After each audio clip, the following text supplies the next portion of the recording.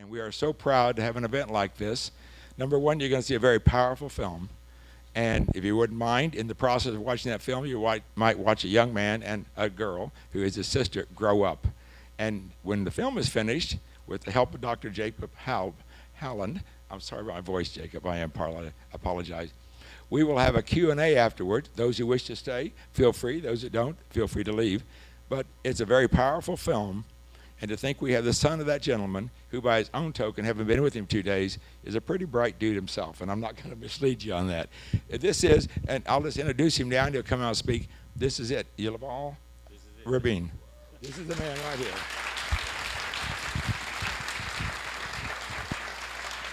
This is our third annual Jewish Film Fest, and every year it's got bigger and bigger, so we can only realize what we challenge us for next year. So if you have ideas, let us know. If they're feasible, we'll try.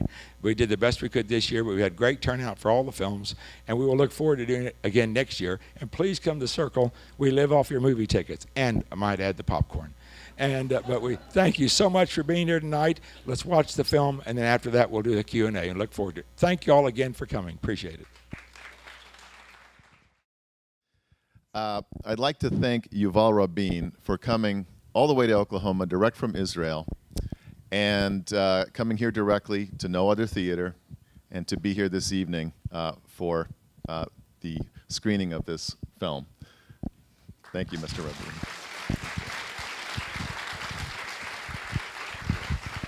Thank you. And I would also like to thank Clark and Michelle Weens and Kelly Weens and the Circle Cinema for hosting this wonderful film festival, and also for bringing this particular film here to Tulsa. And I want to thank the board of the Circle Cinema, the supporters of the Circle Cinema, and the sponsors of the film festival. So thanks to all of you. Okay. My role this evening is very simple. I am to call on you. You ask a question, I will repeat it so that everyone can hear it, and Yuval Rabin will give his response. So, please, questions. So the question was, with the change of governments now, it seems like extremists are in power in the Middle East, in Israel. So where do you see the peace process going in the current condition or current situation? First of all, good evening, and I want to join all the people join you in thanking all the people that made this evening possible, and for all of you for attending and watching this movie. And thank you all. We live in definitely in a very chaotic period, and we all see that what seems to have started, and of course it's debatable, but what seems to have started with the signing of Oslo continue to express itself in various forms of terrorism, not just in the Middle East, but extending and reaching to pretty much the rest of the world. But I would like to think that, and I've been actively pursuing this direction in thinking that chaos does create opportunities. And with the new threats and the new risks that are emanating from both the state-based terror and the non-state terror organizations, is targeting not just the West, but quite a few other Arab countries. And I think we actually, on one hand, are experiencing an era of opportunity, of joint risks and joint interests between Israel and many of the moderate Arab countries. And this is not just theoretical. This is actually happening as we are sitting here and talking. Israel is cooperating with Egypt. Israel is cooperating with Jordan. Israel is cooperating with the PA, even if it's not appreciated as much and understood here and elsewhere. Israel is cooperating with the Gulf states, with Saudi Arabia. There's much more information and intelligence sharing occurring, and with the support of the United States and without it, to conduct a much more successful war on terror. We are benefiting from it. Israel is not alone vis-à-vis Hamas today. We have the Egyptian government, and we have other governments, other Arab governments, shoulder to shoulder with us for shared interests, not for any other reason. So the question is, will we know and will we have leaderships on our side, on the other side, to seize this opportunity and to solidify the opportunity to make something more longer lasting? So the question is, what does Yuval Rabin do now in Israel?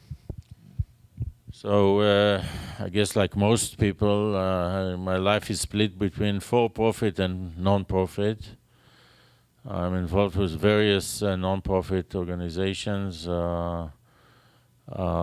Many of them are relevant to the memory and the commemoration of my late father. I'm also a co-founder of an organization called the Israeli Peace Initiative, which has been active formally for the last 5+ or almost 6 years, and informally for the decade.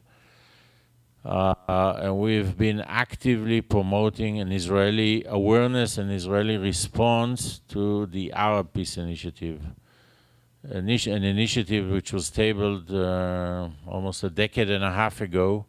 Started out as a Saudi peace initiative, and while no initial proposal is perfect, it has some very interesting ideas and some very interesting concepts that we strongly believe, that Israel should, at the very least, offer a counter proposal. And this is what this is probably my primary focus, my involvement with the Israeli Peace Initiative. For my for-profit, my professional life, I've been a software engineer, and I've been in the software business for pretty much most of my life. I'm involved with various technology companies. I'm just now starting a new initiative which is relevant to marine technologies. We're hoping to establish a marine R&D center in the Haifa port, and that's what takes pretty much most of my time these days. So the question is, many of Israel's leaders came from the armed forces. They had military experience. And the question is, are there any people in the armed forces now who could assume leadership, who have the qualities and potential to assume leadership? So, if I may, I'd first want to address this question in a more general way. The world, in general, I think, is experiencing leadership issues. And I mean it, and I don't mean any country specifically, and I'm not saying this lightly.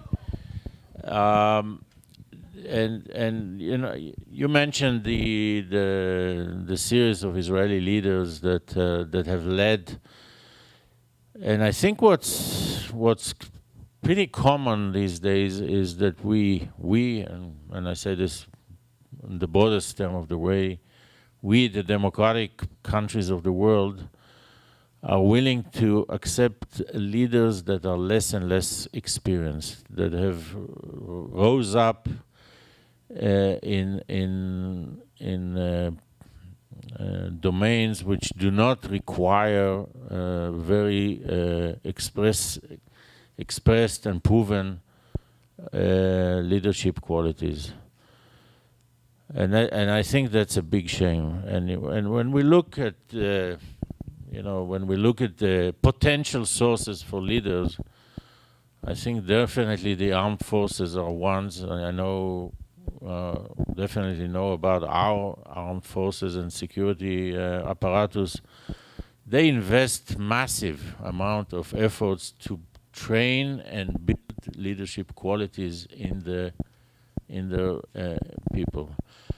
I think the business world also, you don't become a real business leader unless you have leadership qualities, unless you know how to motivate and lead your subordinates, your employees, your engineers, your salespeople to actually go out and create the excitement and the products and the enthusiasm required to bring a real product that people want to bring it to usage. And so I think again it's kind of an issue that we are taking more and more leaders that are coming unprepared, and I don't want to delve into this part too much, but it's, I think, in a presidential structure like the United States, it may be less important when you have the institutions, you have the cabinet, which are typically mostly a professional appointees, where you have the National Security Agency, people who are appointed and are dedicated, hopefully, to their leader. If you take a coalition government, which is composed of literally 3 or 4 parties which are pretty much equal size, you have a prime minister with surrounded by 3 or 4 other key members of the coalition who are holding key positions, who basically think every minute, every minute they're awake, how they can succeed the prime minister. That makes ruling almost impossible. So when you are a leader in such an environment, and you are busy watching your back more time than anything else, then that certainly prevents the ability to take bold decisions and lead through difficult processes that, like it or not, they come posing themselves to whoever is holding the lead position. Now, the last component of my answer is that there's no way that amongst the 8 million Israelis or the 300 some million Americans, there are no leaders capable of leading our relative countries. And IDF, as I mentioned, there are many members of the IDF who are potential leaders. I think that sadly the Israeli business community has failed to produce real leaderships, because they just, when we see how vicious and ugly and unattractive politics are, very few actually do want to get involved. So that's a pretty long answer to it. I hope I answered your question.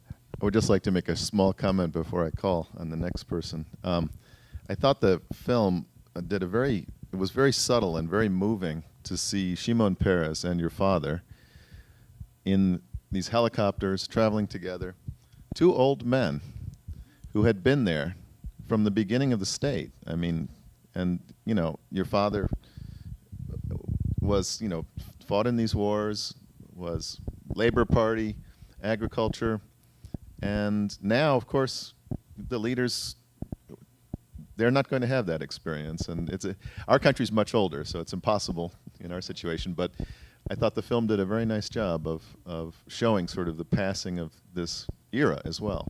Anyway, just an editorial comment. David. So the question is, what is Yitzhak Rabin's reputation now among the far right? Is he still viewed as a traitor, or is there some sense of remorse? So I would think that there's both, but I mean, you will see quite a lot of the same expressions going on till today, and for me it's of course very disturbing, and I take it very personally when I see this continued finger pointing, and the by now is accused of whatever number they want, to 1,700, 2,000 killed in the acts of terror that occurred up to a decade after his assassination. It's really much more complicated, and I want to, if I may, I want to take it slightly to a more higher level observation. I would welcome anyone that's still kind of using this rhetoric and using this type of thinking, which is the more worrying thing, is let's analyze in a retrospect of 20 years or 21 years or 26 years from the signing of the 23 years from the signing of the Oslo Accord, how much did the various Palestinian factions, and specifically, let's say, PLO on one hand, and Hamas and these jihadists, achieved through negotiations, and how much have they achieved through violence? And that, to me, is the big answer. With my father, the answer was very clear. He was willing to be to compromise politically and totally uncompromising on security. And with all the tough talk and the seemingly uncompromising attitude, Hamas achieved significant successes through the use of violence long after my father was killed. And we can go back to the release of the Gilad Shalit, freeing of 1,027 terrorists in exchange for one Israeli kidnapped soldier. Prime Minister Olmert steadfast declined the same deal for a few years, and trust me, he cared just as much about this soldier, and his wife cared as well, just as much about this soldier. He would not cave into this terrorist demand. In 1997, we sent, was almost king's honor, the founder, the arch-terrorist Sheikh Yassin, back to Gaza.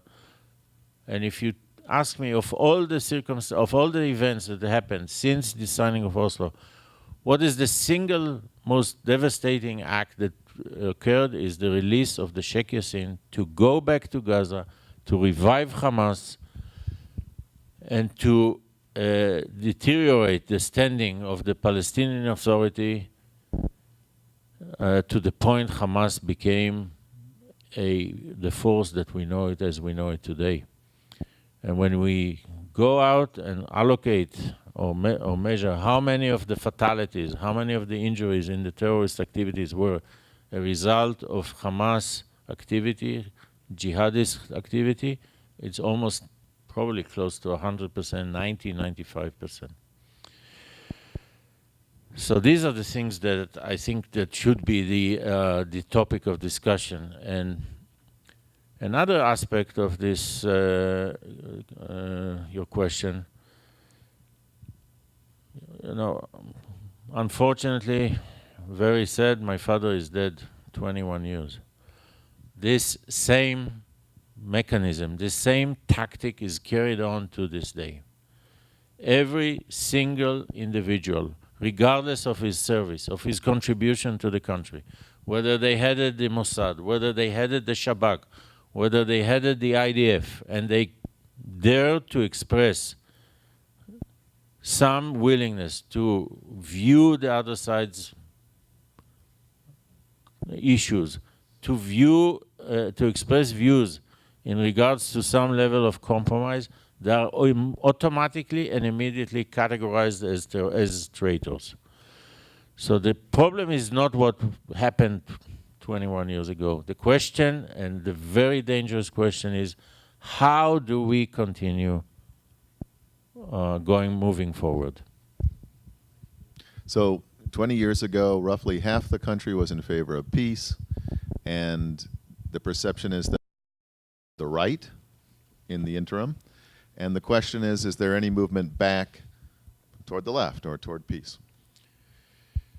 So I think there's some anomaly here, because clearly the voting pattern has shown a shift to the right, but and I mentioned the Israeli Peace Initiative earlier on, and we poll. We've been polling for at least the last 5 years, and we continuously show and see that if a prime minister, and maybe specifically the existing prime minister, will present to the Israeli public a proposal in the spirit of what we believe needs to be done, he will get 60 to 65% of approval. So it's feasible. It's feasible, and all it takes is leadership and the guts to do it.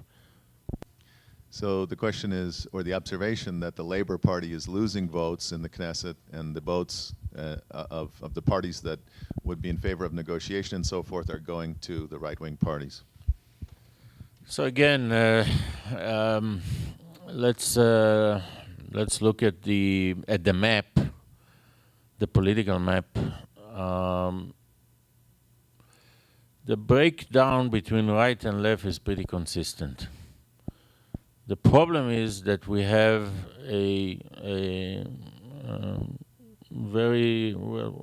our political system is not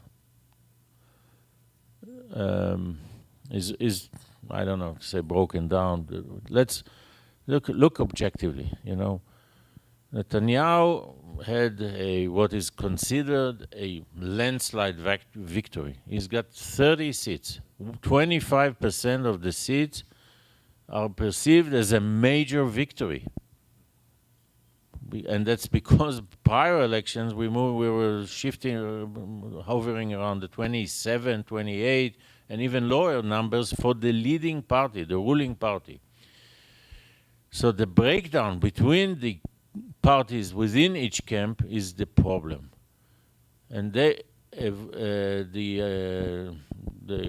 coming of the new parties, the what we call the trendy parties, the spiritual parties, that come and go. Now it's Yesh Atid, and before that we had Kadima, and before that we had the longest list. So I personally have tried, in my very limited capabilities in the last few elections, to promote the idea of two parties. If you're right-winger, vote Likud. If you are a left-winger, vote Labor. Don't waste the vote. Let each of the parties have, and that would allow and create the stability needed for the party that can build a coalition to have some reasonable, and avoid the situation that I mentioned earlier, where a prime minister is surrounded by three potential heirs who are basically daily thinking how they can get rid of him and take over. So the question is, since Yitzhak Rabin was working with the Clintons at the time of the Oslo Accords and so forth. Is there any prospect that if Hillary Clinton were elected, that would perhaps give an impetus or a boost to the peace process?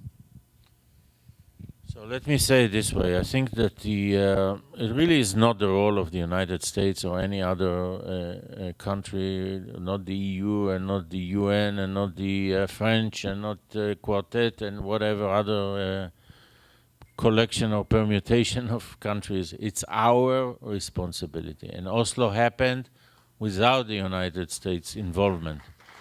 It's our leadership's responsibility to find the partners, and there are partners, and to build the relationships, to negotiate. Then the United States can come in, the other superpowers, the UN, can come in and provide the umbrella, provide the facilities, facilitate the negotiations, but it's not the role of anyone else but ourselves. So the comment is, the questioner heard the expression blue on white, Israelis defending themselves and making their own self-determination, and she feels that this is what Yuval Rabin was saying. Well, I'm not 100% sure I know the context of this blue and white, but yes, this is what we've been doing from day one of our existence and even prior to that, and I think the movie showed it. I think that every Israeli government and leader maintained that we are responsible for our security, and we expect no one, and we should not expect anyone to be responsible for our security. You know, of course, some help is always accepted if it comes in billions of dollars. But I think that, and as I implied in the answer for the previous question, we should also assume the responsibility for the peace process, and not just for the building the strength to defend ourselves. How might Israel get rid of the influence of the Haredim, the right-wing Orthodox, to save itself? Is that correct? Okay. Yeah. I think the answer is very similar to the answer that I mentioned earlier. A political system that allows a faction, a political party of 5, 6, 8 individuals to be the what's the tipping point, the balancing, is the issue, and it may be the Haredim, and it may be others. So that's the major issue. I think clearly there are some major issues involved with the various minorities, and the Haredim no exception, because of their ability to leverage their political strength. But the implications are much more far-reaching in terms of the issue of equal responsibilities, equal not just equal rights, but equal what's the opposite of obligations, commitments. The participation in the education system, this is what we call the core subjects. Should we teach math, English, and for every child or not? So yes, it's complicated, but I think the solution lies within a more stable political system. So the question is, what does our speaker think about the nuclear non-proliferation deal with Iran? And the other part was, how would Israel respond if Iran? What would Israel do if Iran is not upholding its obligations under that agreement? So I'll take the second part first, and the answer is very simple. I think the responsibility of every leadership is to secure, first and foremost, create a secure environment for its citizens, and this is no exception. And if and in case there validated a threat, and I'm not all that concerned about the Iranian. The same story with the wolves, like the Iranian issue has been a threat for 2.5 decades already, and it's always been 2 or 3 or 4 or 5 years away from a bomb. And when the bomb eventually does come, people don't rush to use the bomb. And I think we have to come from a point of view that we are strong, we are the only superpower, and we have the deterrence. And I think we can, and in reality, when you go to Israel and you talk to Israelis, no one will bring up the Iranian issue. It's not as much as an issue as it's here. Now, this agreement was not just the United States. I don't understand why we are faulting President Obama and the Obama administration on this agreement when it was negotiated with, the Europeans and Russia. Meanwhile, Russia is selling arms and arming Iran, arming Hezbollah, and nobody faults them. So, I trust the leadership of our security apparatus. I hear our general say that this agreement did create, did buy the time that it designed to do. Iran is a problematic neighbor. It's the worst neighbor, and this is exactly why I've been promoting the Israeli peace initiative in the last decade, because we do need to be the coalition, the regional NATO, the alliances with those that are just as equally threatened by Iran, both on the terror side and the nuclear side. Yuval Rabin, thank you for Thank coming. you very much.